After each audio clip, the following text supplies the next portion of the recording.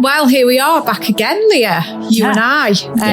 Because believe it or not, people actually listen to our podcasts. So we've actually come back to do some more. The noise in the background, I must just say. So to set the scene for everybody, we actually do this in our office, which is right in the middle of the farm.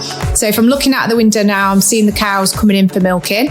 So sometimes you can hear a bit of them jumping around on the rubber matting going into the parlour, playing about, fighting. That's actually one of the dogs trying to get into the office. So we've locked the doors, but there's still some dogs in here, dogs walking around. We've got Tom driving past on the tractor singing. So there's lots of stuff going on. There'll be somebody coming in and out. So that's how we do it. But if we don't do it like this, we wouldn't get time to do it.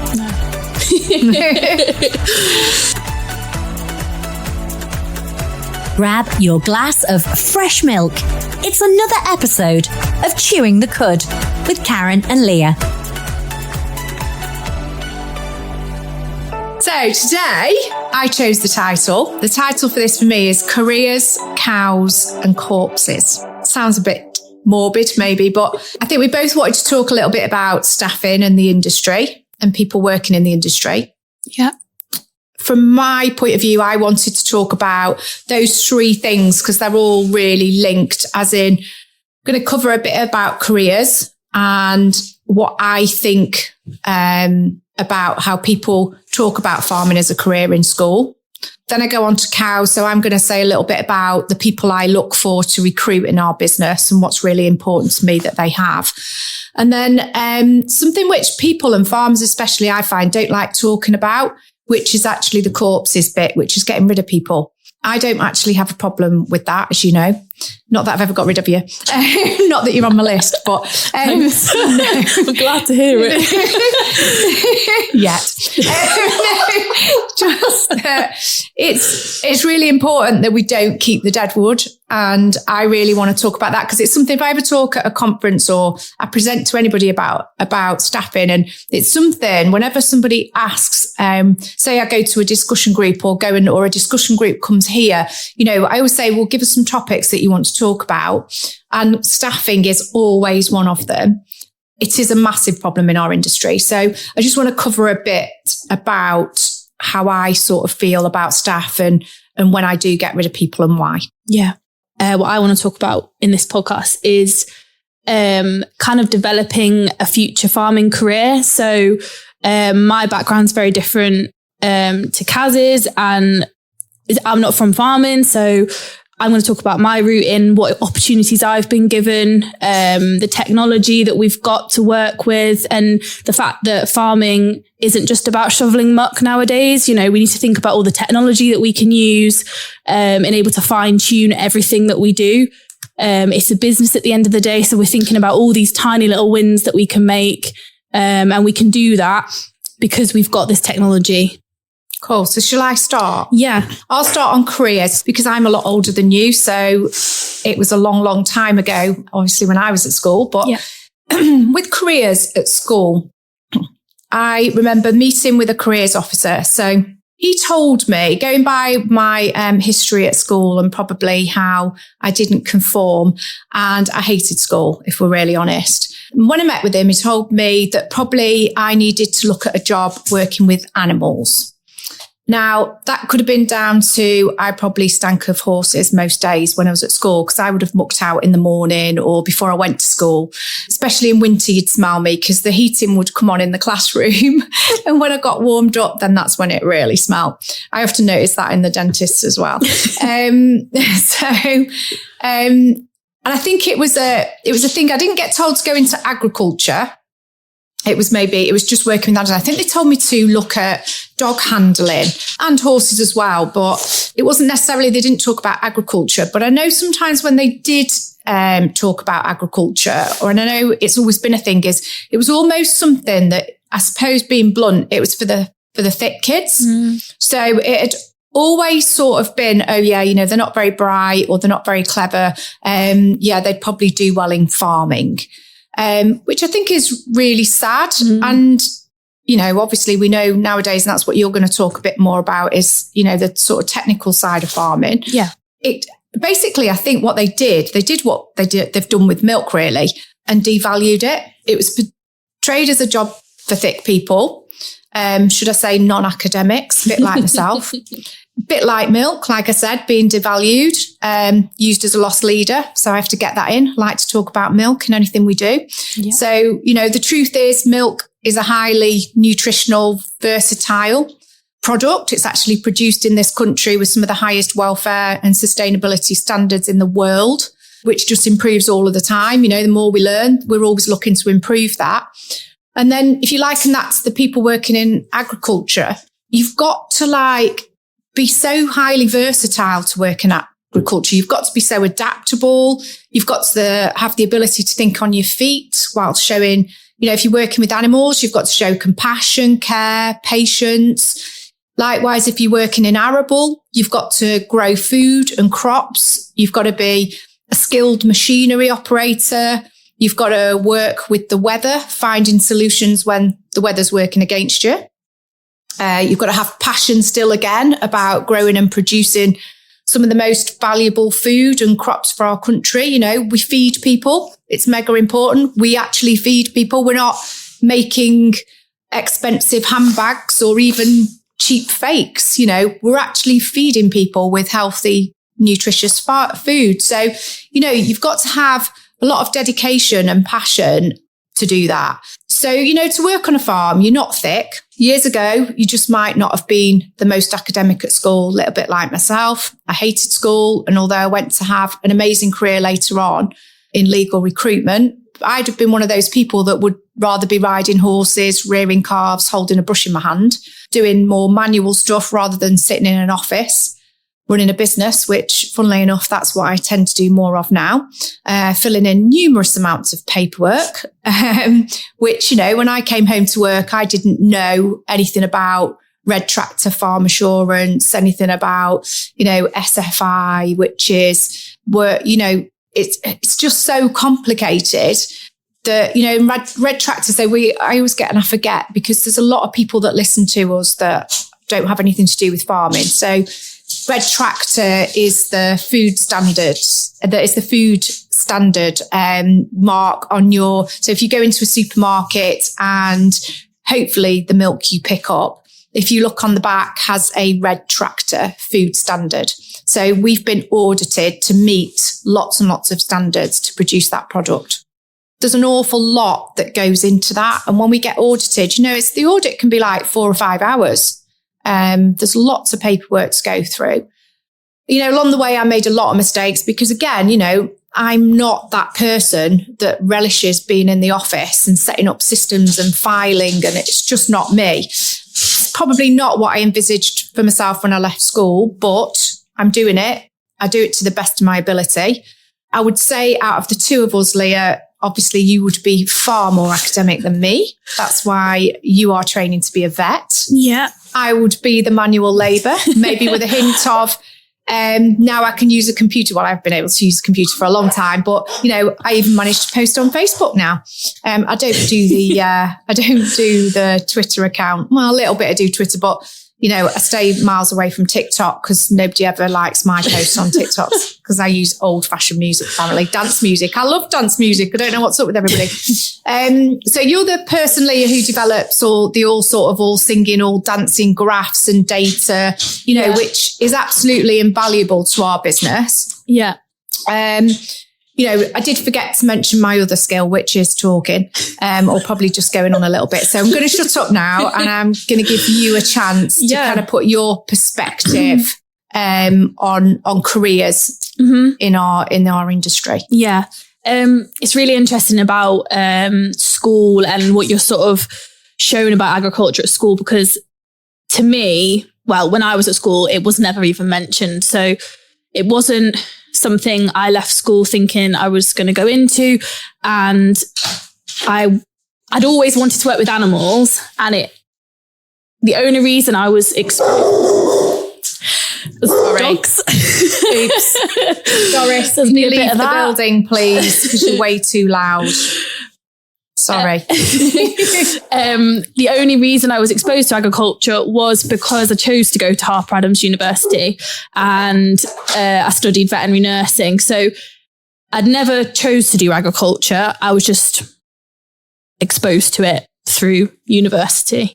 And whilst I was there, the people kind of that were around me inspired me to go into the large animal side of farming. So kind of stumbled into it.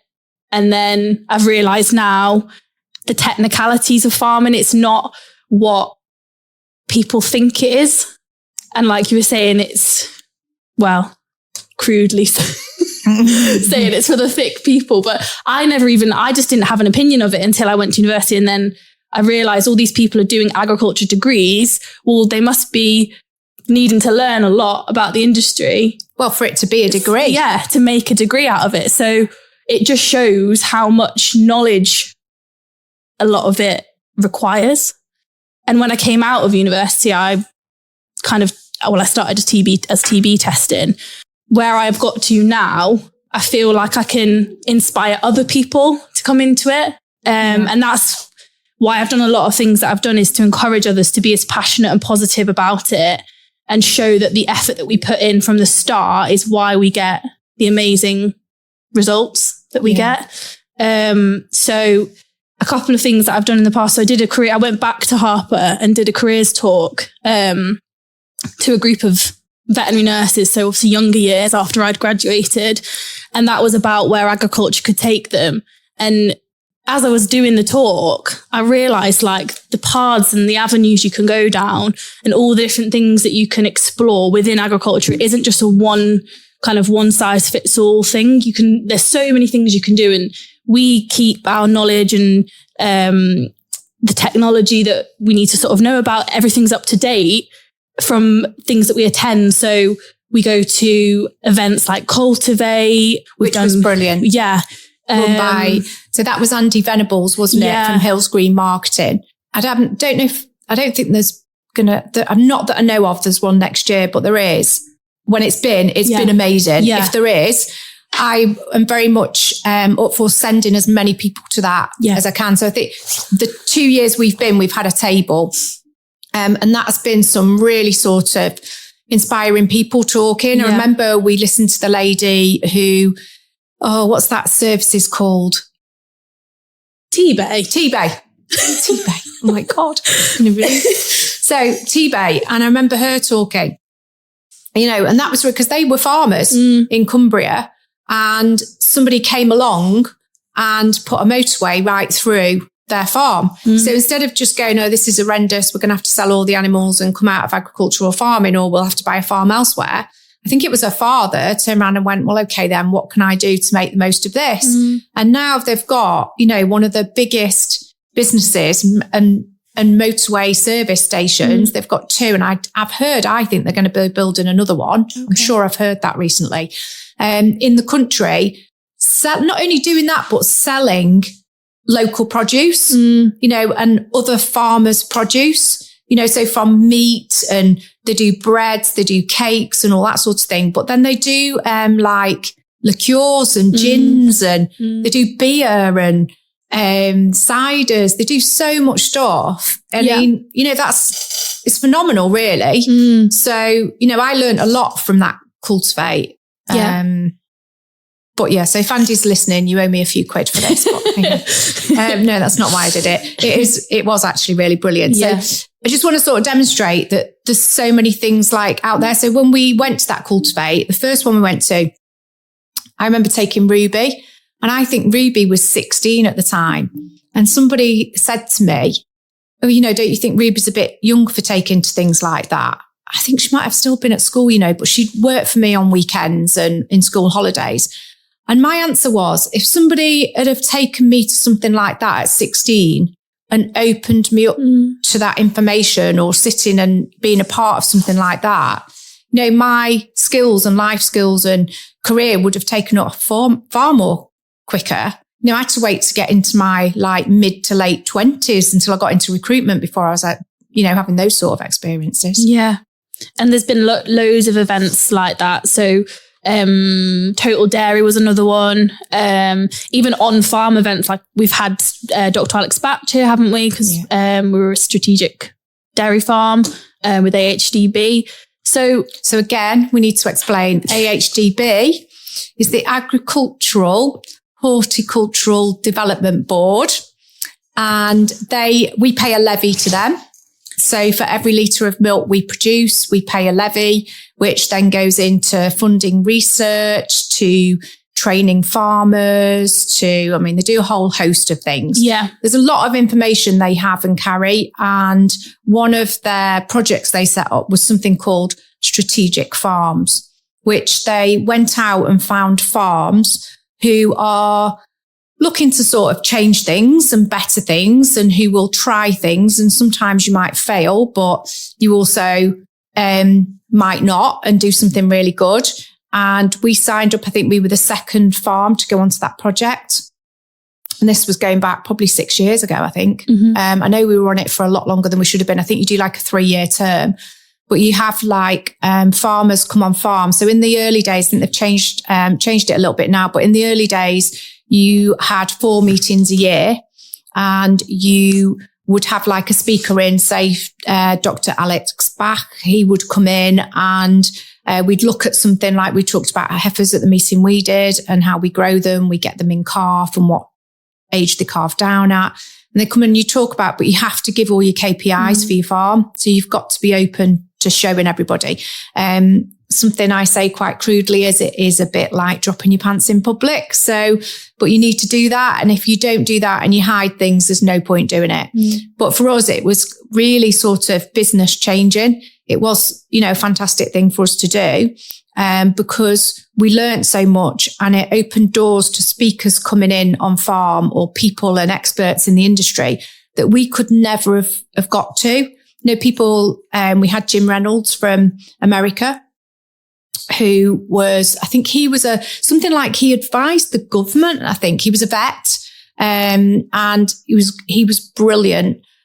And he came on farm, but he went round everything and looked at everything. He left no stone unturned. So, how could you ever get to somebody like him? I couldn't. So that gave us that ability, which changed our business, because those sort of experts coming on farm and saying to you, well, if you do this, you're going to get a better result. You're never going to say no. You're stupid if you don't do it. Yeah. So many things to learn. Yeah. The fact that we can work alongside industry experts it makes the job so much more interesting than what people think, I think, especially if we've got like apprentices, like we've got, if they're able to have access to these people, that's inspiring in itself, because they can gain knowledge that they wouldn't necessarily gain at college, or it's like the real world, isn't it? That's then real life examples, real people that have, can explain how they've got to where they've got to, and it's invaluable to those people and me as well.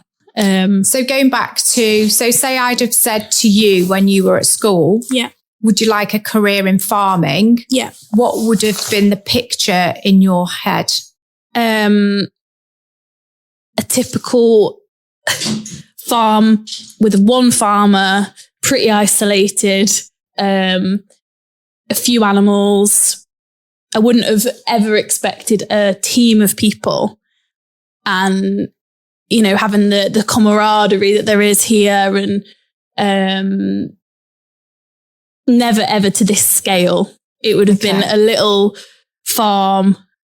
That's what I would have had pictured in my head, and I think if I'd have been asked back then, I would have said no. Yeah. Because I hadn't had my eyes open to it. Okay, that's fair enough. So how many years ago were you at school? 10.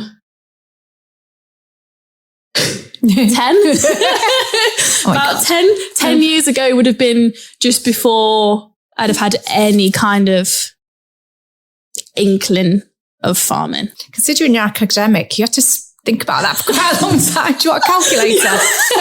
Yeah, no, that's not good, is it? That's so mine would have been a lot longer ago. So 10 years ago, there would have been very large scale, professional, big businesses out there farming. Those opportunities would have been there. Yep. But again, you weren't open to those opportunities, and you didn't live in a city, did you? No, it was rural, but not livestock farmers. There was a lot of arable. So you wouldn't come across farmers that had livestock, which is what I would have been interested in, coming from animals, like wanting to do animal stuff. Yeah, fair enough. So there wouldn't have been anything. So I would have been at school a lot longer ago. So there would have been more smaller farms. So where I lived in Sandbach, which is near Bradwell. So that's where I originally went to work. Was on a yard where we had some racehorses, we had some eventing horses, but they were on an estate. So they actually lived in the manor on the estate, and a lot of farms were tied to that manor. But a lot of those farms would have been like 30 cows or 50 cows. And maybe one of the biggest ones would have been 100 cows, you know? So that would have been more normal. When I think back now and I look at that estate, I don't think there's a single original farm on there milking cows now. I know somebody is milking cows on there, and that's actually the son of the people that have got the estate. But back in the day, he wouldn't have been milking those cows. You know, he was at university. So when I look back and think about that, that would have been more the norm. So I suppose the teachers saw that and thought, you know, one man isolated on a farm, one farmer, because, you know, we say man, but it would have, you know, that would have been even more prominent, that it would have been a man, you know, and I imagine with a pitchfork in one hand and a wheelbarrow next to him and a shed with some cattle in it behind. So, and it is, I cannot say how far removed it is from that now. Yeah, absolutely. But there's still those people out there, and that's still happening. And I think that's lovely and it's great. Yeah. And don't get me wrong, running all this lot, there's days where I wish I was on a farm with 20 cows and a pitchfork and a wheelbarrow, let me tell you. There are days when I feel like that, but not very often, luckily. Yeah. I suppose as well, on another note as well, the AHDB broadcast that happened in August. So that was on developing your future farming career. And I said on that broadcast that there wasn't a day that I felt like my job didn't satisfy me. So every day I felt job satisfaction. And that's even with a veterinary nursing degree. So I've come out of veterinary nursing to do this job. So calf rearing. And some people would probably think, why would you do that? You know, you were a professional. Why would you do that? But there's so many things in my job that the skills are transferable for. Yeah. So the point I'm getting at is that even though I've got a profession, it doesn't mean that farming doesn't allow me to practice those skills still, if that makes sense. Yeah, so, absolutely, within farming. Yeah. And also the things that you learn. So I've obviously gone to the university route, but you can go through the college route. But say like the statistical side of things. So academically, there's no way I would be able to put monthly reports together that's analysing, you know, heifer weights that we do, colostrum, blood total proteins. I wouldn't be able to do that and make the grass if I hadn't have learnt those skills from a degree. So I just think, like, even though you've got a degree, doesn't mean you shouldn't go into farming, because the technology and everything, you need those skills, I think, now to be the top of the game. You know, absolutely. And I think, and again, we just need to kind of clarify. So what we do with calves is we weigh them, because we assess their daily live weight gain. So that's how many kilos they're putting on a day during the first part of their life. So the reason we do that is a bit like when you have a baby. You feed a baby and you need to know that it's being fed enough to grow and to be healthy and to be happy. So we do that. Colostrum is that first milk from that calf's mother. We take that colostrum and we measure it on a refractometer. So we're testing the it's called IgG. Yeah. Can you say the word? Because I'm really immunoglobulins. Thank you. In the milk, in the colostrum. Can't say that word. Yeah, proteins. I can, just not very well. Yeah. So we're looking for the protein. So this is the goodness, just like in colostrum, in human colostrum, we're passing that on to that calf like a mother would pass it on to her baby. I think one of the differences that we need to remember, though, is a calf is born with no immune system.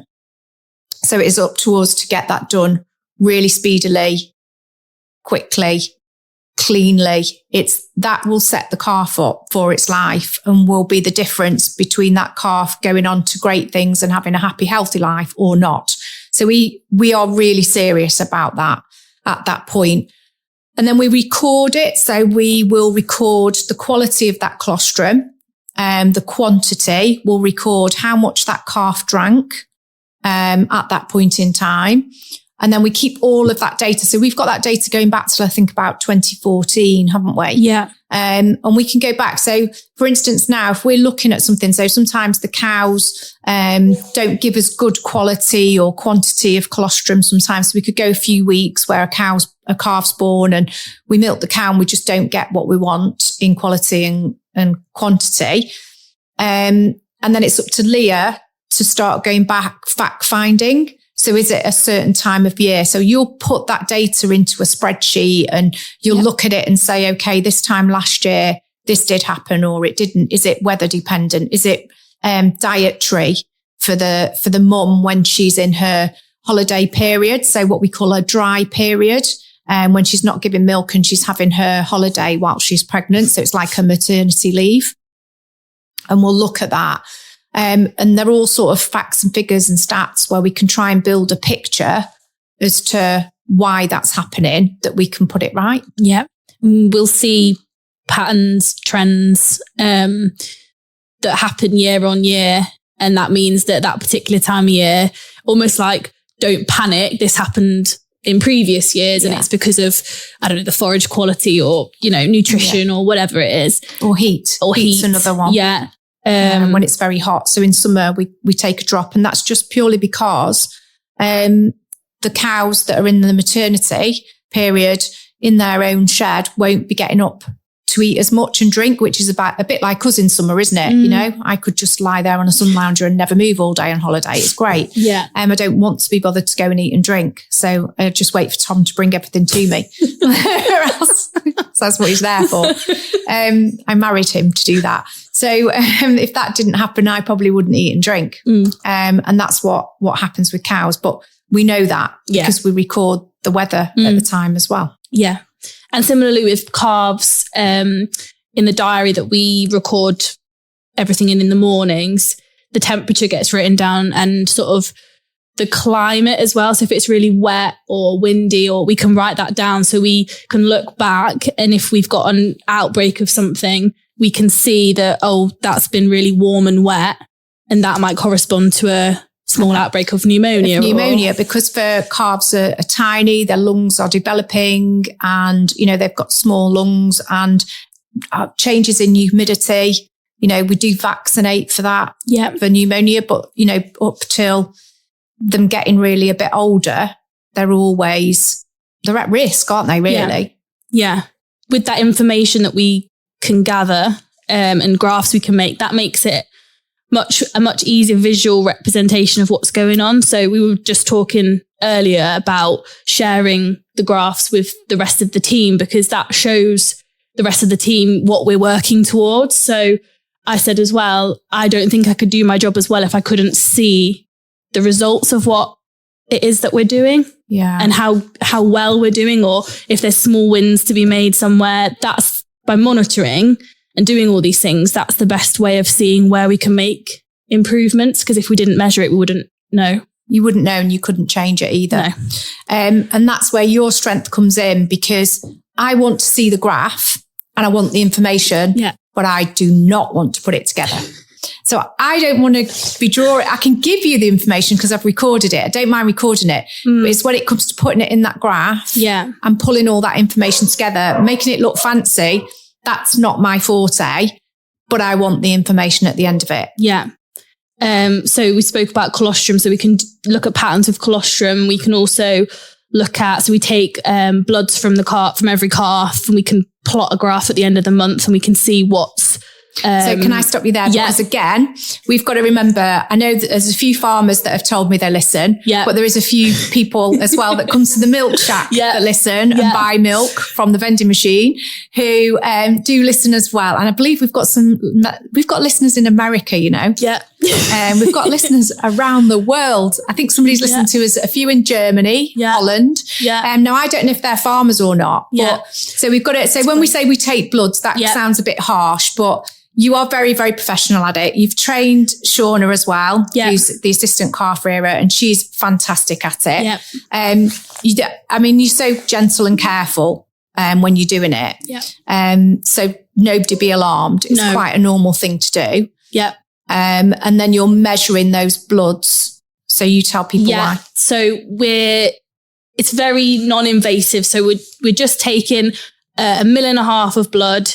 They don't even feel it, and we spin the bloods down in our own what we call a centrifuge. It splits the blood, and then we can test for immunoglobulins, which is a protein in the blood, and we read it, and it'll tell us whether they've achieved passive transfer of immunity. So that basically means that they've gained enough immunity from their mother's colostrum, which is the first milk, in order to basically set them up for the first few days of their life, and then their own immunity then takes over. It just gives them the first bit of a boost, doesn't it, in their life? And I think, what is it, about 7 days? 6 to 7 or 8 days, I think it is.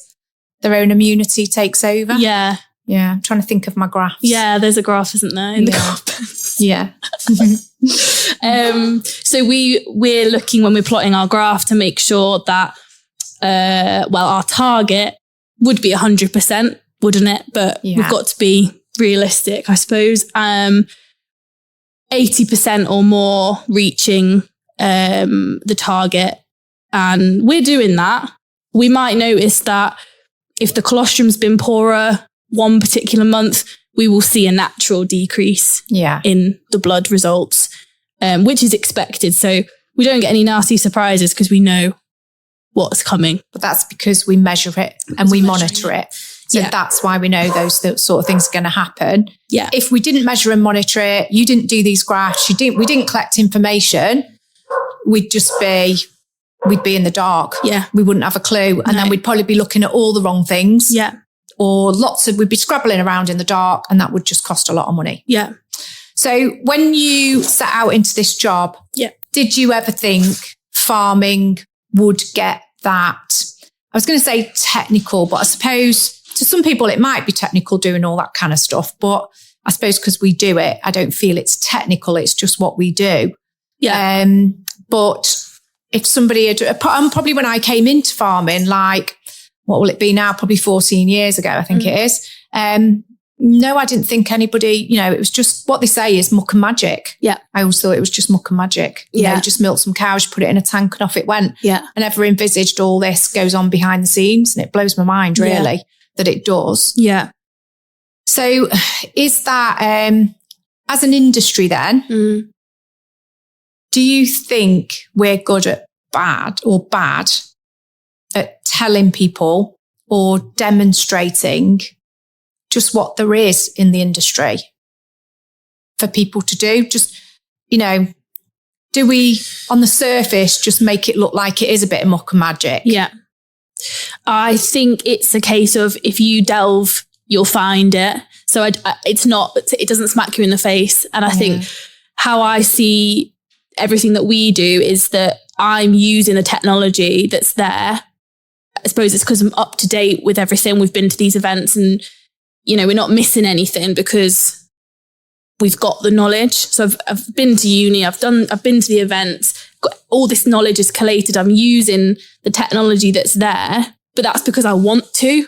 I think if you don't want to access it, then you can just be like, it's not there, and just get on with farming as normal. I just think we have to push it out there onto people, Because if you don't expose people to things, then they don't become something, do they? So, it's a bit like, so an apprentice here. So we've got 2 apprentices at the moment. One's doing cows and doing animal stuff. The other one's doing more on the machinery and crops and stuff. So we're kind of exposing them both, but we're exposing the one that's doing the crops, and we're exposing him to like our agronomist. So that would be something when he came into this industry that he never thought was going to be a job even. I don't think he even really knew what an agronomist was. So that's somebody that, now this is going to pressure me because I couldn't technically tell you what an agronomist does. All I know is they do a lot to do with crops, soil, nutrients. God, Dave Harris at BCW is going to really batter me for this because I should be selling this really well. But agronomy is really technical and I don't understand it. But so our apprentice though is really getting interested in it because he was going to start on cows. He wanted to come here as an apprentice. It was a lad that did weekend work for us for a year or so. And when he left school, he wanted to do an apprenticeship with livestock and then go on to Harper Adams. He ended up, I took him on a field walk, measuring grass, when we were growing grass for grazing last year with Dave Harris, and we started talking about soils, and I was counting worms and I was looking at soil health. We started talking about not ploughing because we haven't ploughed for quite a long time to help the soils and the structures. And then we started talking about something called sumoing, which is something to do with soil again when you're preparing fields. Cropping is not my thing. That side of the business is not my strong point. I'm very animal focused. And about feeding and things like that. And it took him in a totally different direction, which I've got to be honest, I was slightly disappointed because I really wanted him to go onto the animal side of thing. But then obviously Charlotte came along as well and has ended up going on the animal apprenticeship, which is great. But if that's, I suppose we exposed him to another avenue.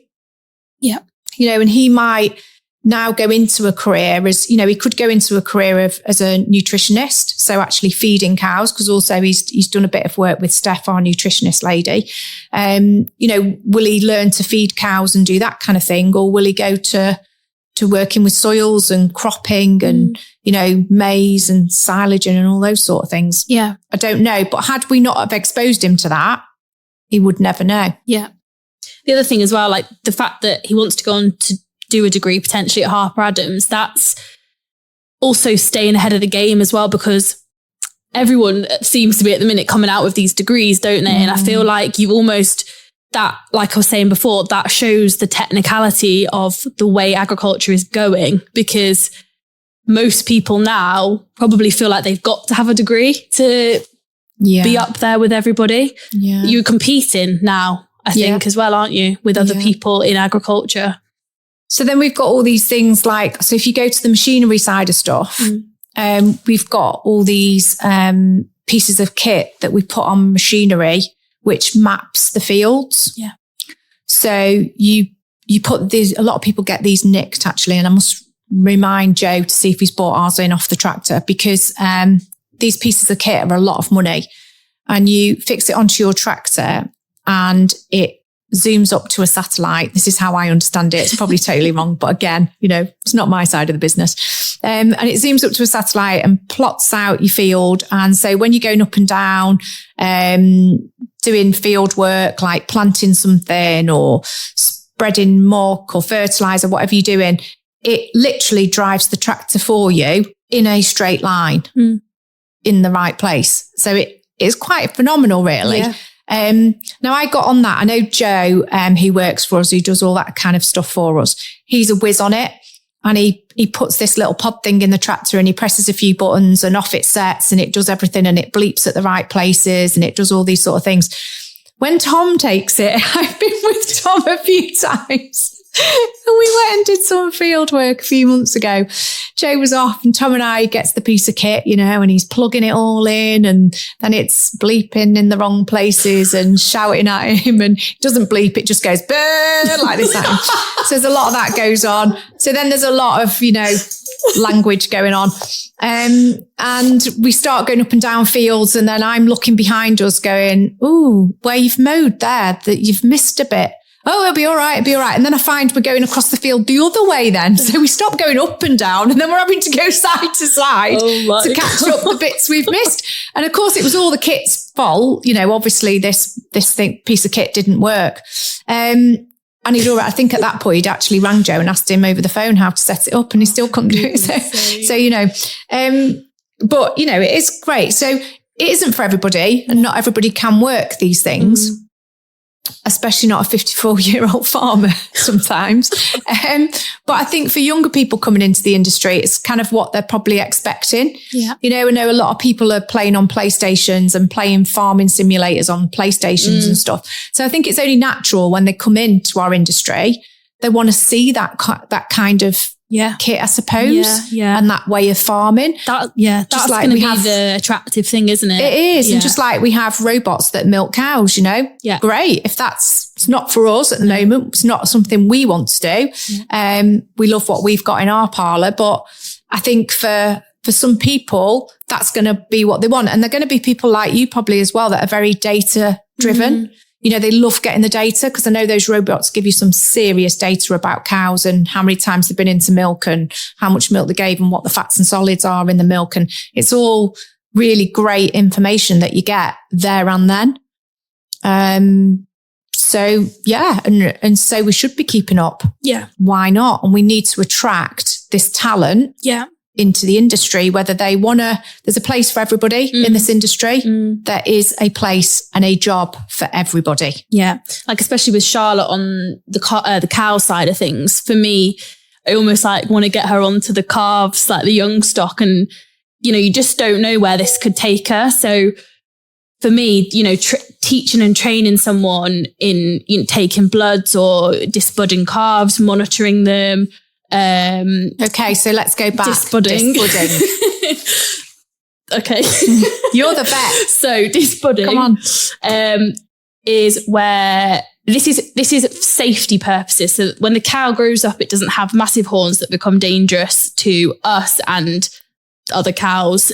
So when the calf is very young, so a couple of weeks old, they're knocked down, which is just a sedation by the vet.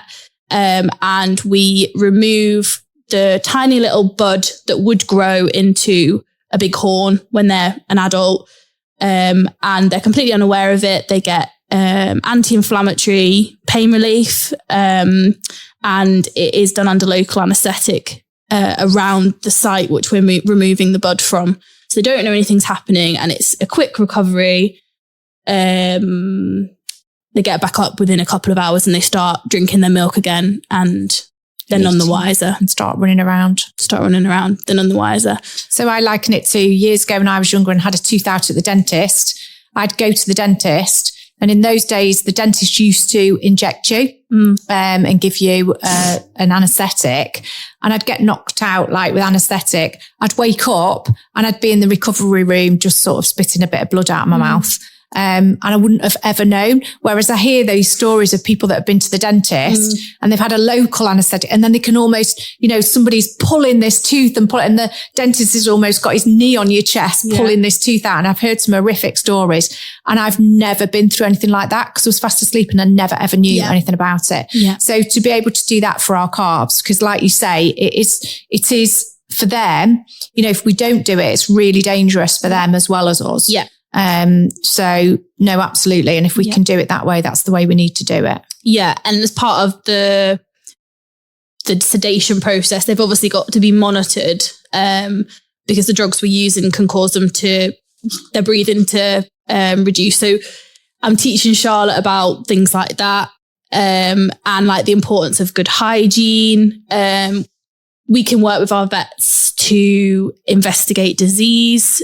So we've done post-mortems on the farm and Sean has helped with those and she's been really interested in those. So and routine and surgical, like other surgical procedures, if we need to do them, everybody can get involved if they want. But if you're particularly interested in it, that could then spark something. That could inspire. So if somebody watches a cesarean, which I think we're really lucky, we have very few. Yeah. So I think, but we did have one about 2 months ago, or maybe not that long ago, actually. Now, I think it was at night, was it, that one? Yeah. Had everybody been around in the day, people would have gone and watched that. Now, say somebody who is an apprentice here saw that happening and just thought, well, they would just stay on a farm, or they might be a head herds person or something. It might actually inspire them to go, wow, surgery is amazing. I want to know more about that, and one day go and be a vet. Yeah. Or, go and do some different sort of farm work in a way that, they might start working in labs from that, in research. I mean, who knows? You just don't know. But again, if somebody's not exposed to that, then you're not opening a door, are you? No. And even things like vaccinating, I can talk through how a vaccination works, why we're giving it, how to administer it safely, and we can do sessions with our vets as well. Don't we do like little mini courses, don't we? Everyone can come in on them.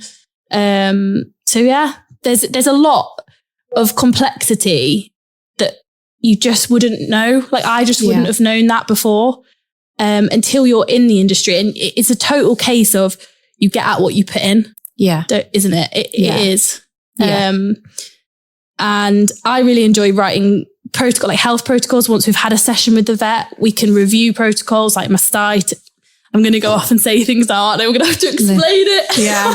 So mastitis, which is obviously inflammation of the udder, metritis, which is inflammation of uterine tissue, which is to do with calving. So sometimes cows get that. So this all happens to people as well, doesn't it?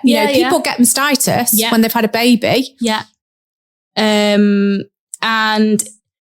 we're making these protocols to better the farm, to tighten up things that are potentially going wrong or need improving, even down to like fertility. So we've recently redone our breeding protocol, haven't we? Yeah, we have. And that is so that we can fine tune everything. So we want our heifers calving down at 22 months. It's a what's the word? Non-negotiable. Yeah. All our targets are non-negotiable. So everyone is striving for the same thing, aren't they? And my conclusion from this conversation, or how I feel, and more so now, because hearing how, you think about it and how much in-depth stuff you go into, I think, as I've said just previously, there is a job for everybody. Yeah. So if you want to go on farm and you work somewhere where you can be measuring colostrum and total blood protein in calves, and you can be going out measuring grass and talking to an agronomist, looking at soils, and you can do all of those things. And it's all amazing. And you can work with robots that milk cows. You can drive tractors that have I want to call it satellite navigation, but I don't think it is that. GPS, isn't GPS. It? Yeah. It's GPS. Of course it is. And I should know that. I paid for the damn thing. I'd rather have bought something for the calves, but I had to buy something for machinery. It breaks my heart. So GPS, there's all these things. But even so, say you did just want to sit on a scraper tractor and you wanted to scrape the yards. I love that kind of thing. I love cleaning the beds off for the cows. I love cleaning the calf pens, washing the water buckets, feeding the calves. If you still only want to do that, then that is totally acceptable. Yeah. And we need really good people to do that with attention to detail, that make sure everything is clean, that clean the feed troughs out, and aren't afraid of that grafty bit, because it is graft and it is hard work. And those people are as valued as anybody else. So any of the people that come on a weekend and scrape beds off and move cows around and scrape yards up, that come, on a weekend from school, are just as valuable. We need them. As you are sitting here getting me all these graphs and this information, and keeping my cows and my calves as healthy as what they are. Is how I would feel about it. And there's lots of places to go in this industry. Definitely.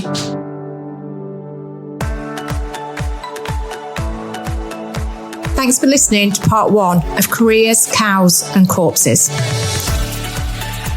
In the second episode, we'll explore cows and corpses and how they're an important part of Holton Farm's philosophy. If this episode has inspired you to find out more about farming and careers in farming, then please follow our social channels. You'll find all the links on the episode page, or if you're in Cheshire, call in and speak to one of our team. If you'd like to hear us chewing the cud at Holton Farms, like and subscribe. We're available on all your favourite podcast platforms. Chewing the Cud at Holton Farms has been brought to you by me, Leah Griffiths, And me, Karen Holton.